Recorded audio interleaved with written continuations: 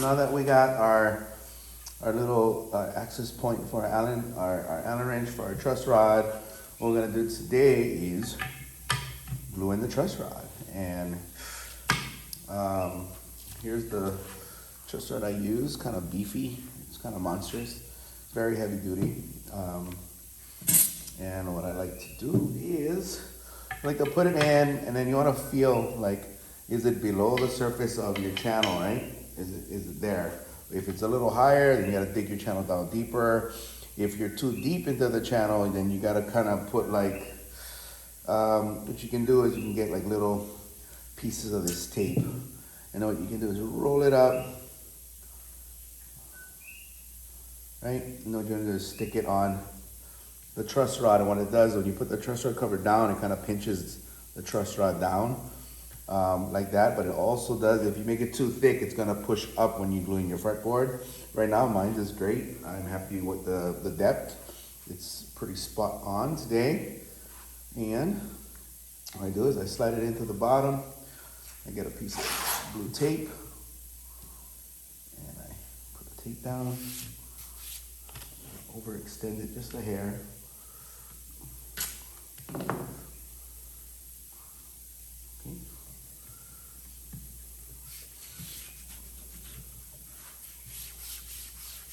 Down, and I get my, follow where that is, and I kind of cut that out. Pull this out. A long ruler I like to use. Put it in the channel, and I try and follow the right outside the truss rod line.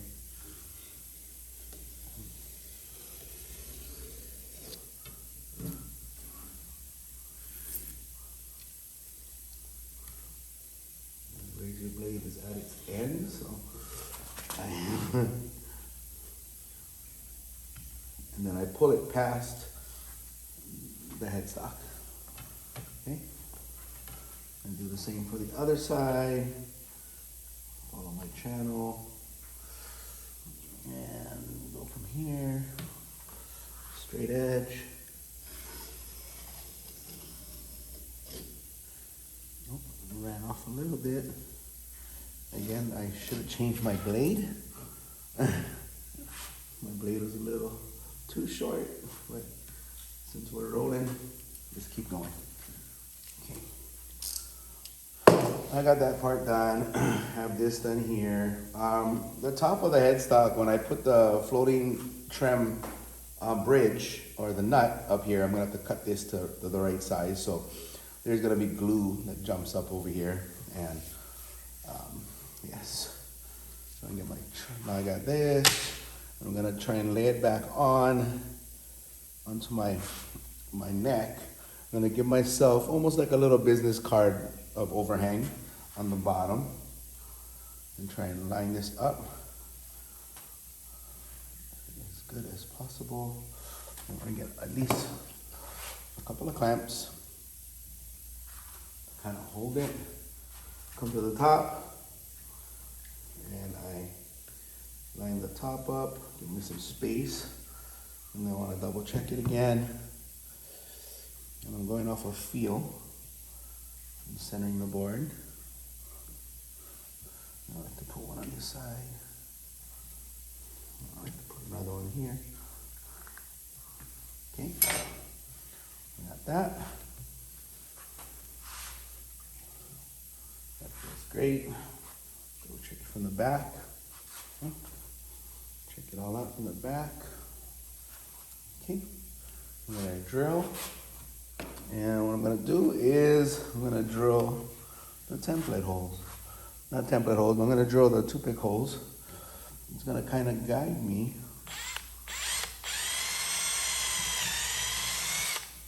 to where I need to be, and I need to avoid that. So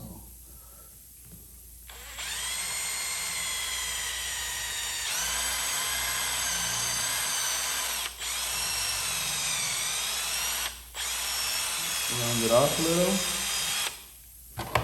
Remove my clamp so I can get the other side. I like to put two on the bottom.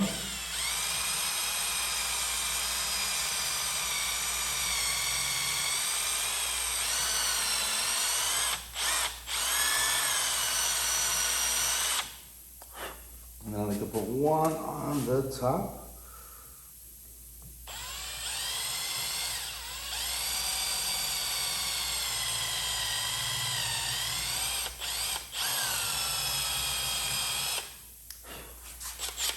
Okay. Now, our toothpicks, fine cutters, I like to cut it, stick it in the guide holes.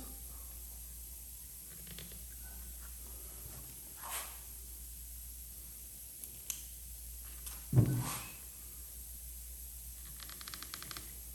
then I like to tap them in there.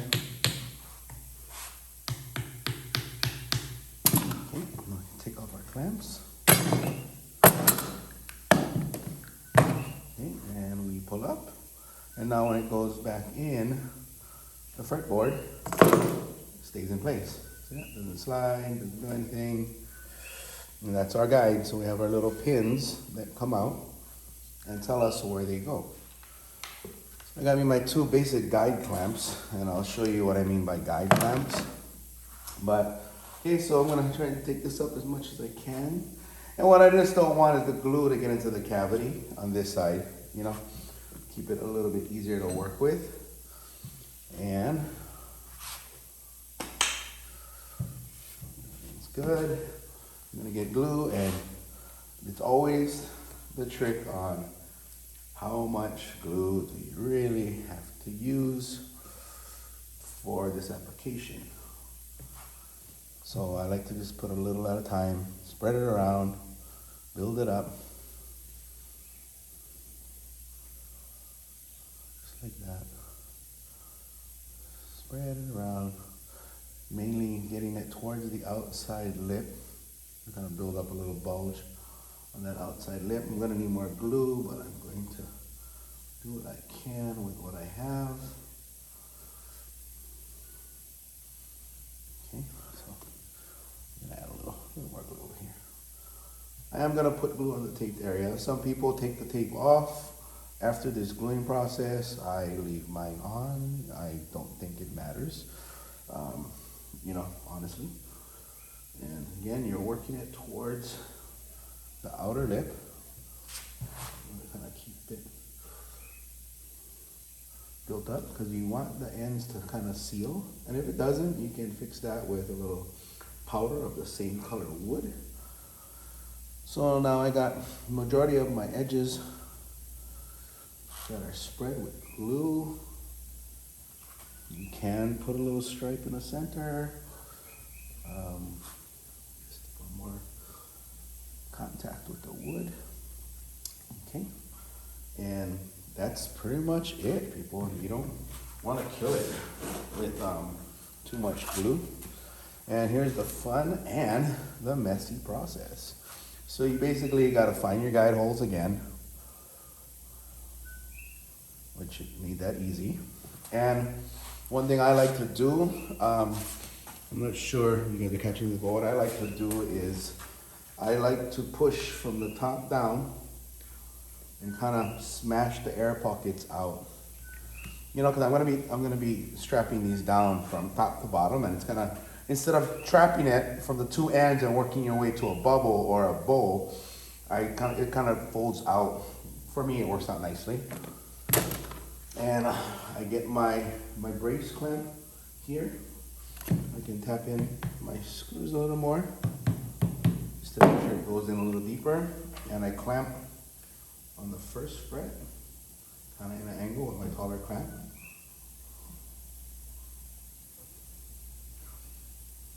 Okay, clamp that down.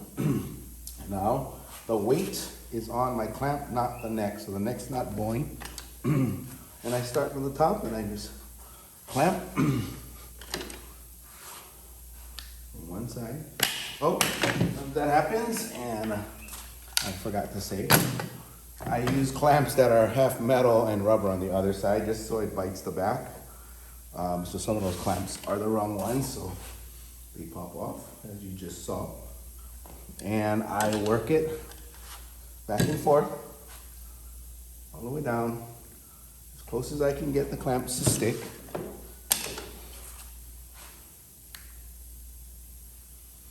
I'm trying to focus majority of the pressure towards the end and the edge of the fretboard. There's so many ways to do this. This is how I'm doing it for now. No wrong or right. If you come out with a finished product that works for you, you did good. And we're gonna work all the way down to the bottom. Again, trying to keep it as close as I can towards the edge of pressure for my clamps.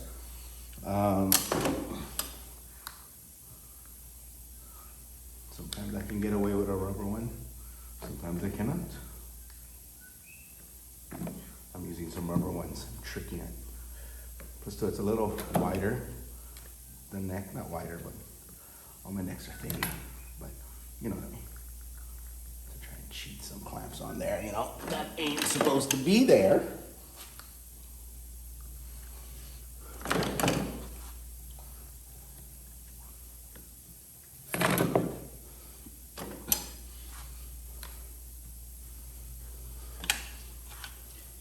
And as you see, I'm pushing it down evenly until it shoots out any curl or bend or twist in the wood. That works. It's been working. Again, the board is flat. It's lying flat on the fretboard. The neck, I mean. The fretboard is lying flat on the neck, so I'm not worrying about, you know, high spots. It's already dead flat. And,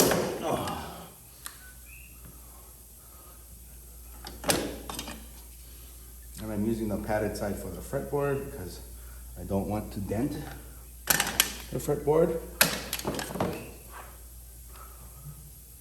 And as I get closer to the bottom, I get to start using regular clamps because it starts getting flat for the heel.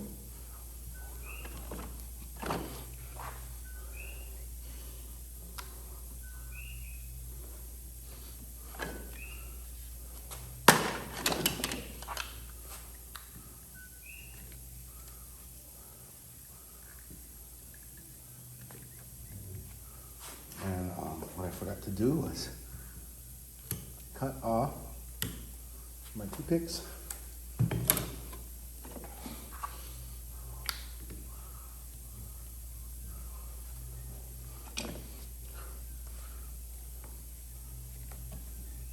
And now I got one more.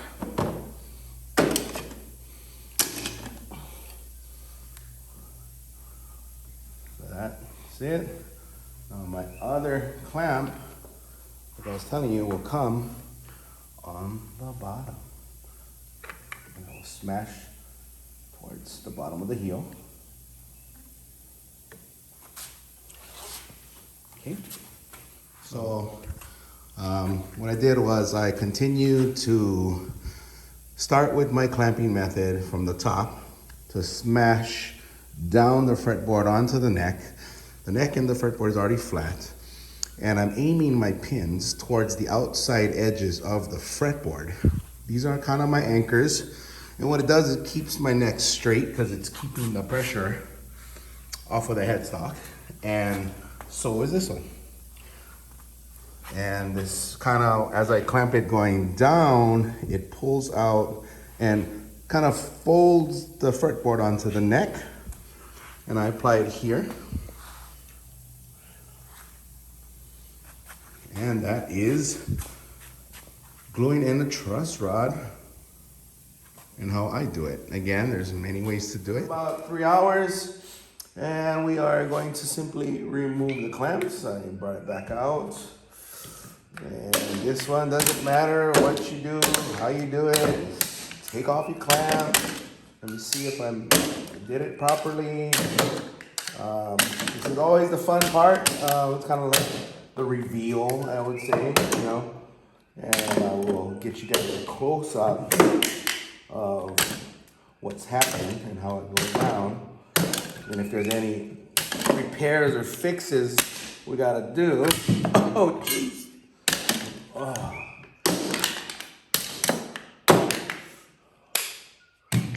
This is the fun part. Put those off. This looks good. Nice and tight. So you see a little of the glue coming out. It's kind of how you want it. You don't want it all going out. I've done that before, so I ain't judging nobody. But yeah, no, it's a nice tight seal all the way. So you got maple and Queensland maple together. I'm not gonna go force bend it and everything, but I'm gonna go take it over here to my bench and show you guys kind of what I do after this stage. You know, so I put it in my jigger wig, and you know, I still have more to do on this. But what I like to do is, as soon as I get my scraper, there's that glue stuff. There's some pressure going on in here, smashing it down, and I just usually kind of scrape it away. Scrape that glue. Get all that glue out. Also, another thing we gotta do after we fret it up, we wanna make sure we get the fret dots in there.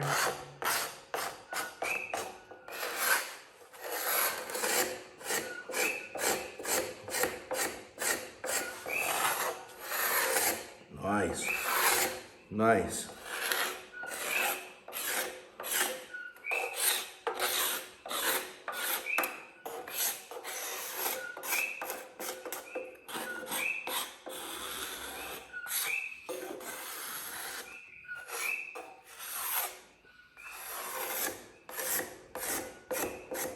Okay, you want to just take off what you can with your scraper.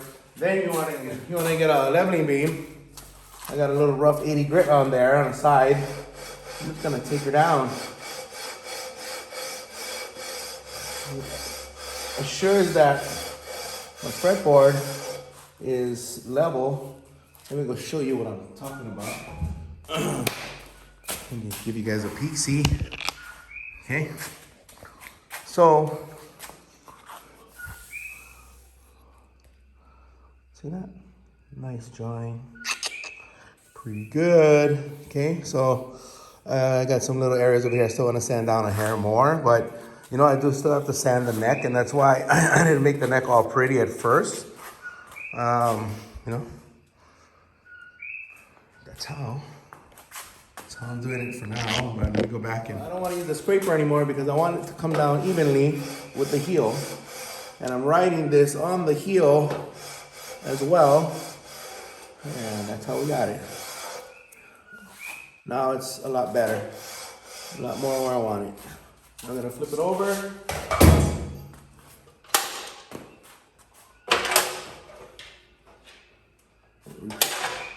Repeat the process. What can I use my leveling beam to get it all down? Yeah, but I like scraping off the glue with my scraper. This is fun.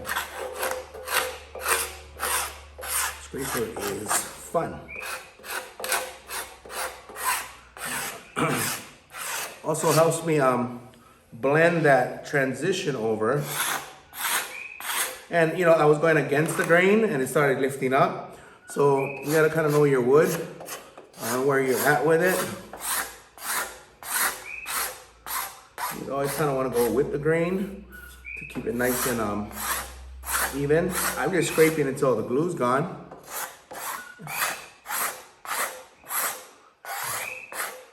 And then a nice scrape. And then again, when we go back at it, we get our leveling beam and we sand it down. Try not to hit the back of the headstock. You're gonna dent it and you're gonna have to sand some more. So, keeping it real. One guitar at a time. Oh, this booger. Woo. This came out sweet. Okay, I'm gonna give you a peek-see of that too. So, you don't want to put too much glue and you do not want to press the clamps too hard because what happens is you're not gonna get a good bond. Okay, I'm very happy with this neck. Came out really well. And, you know, love this fretboard.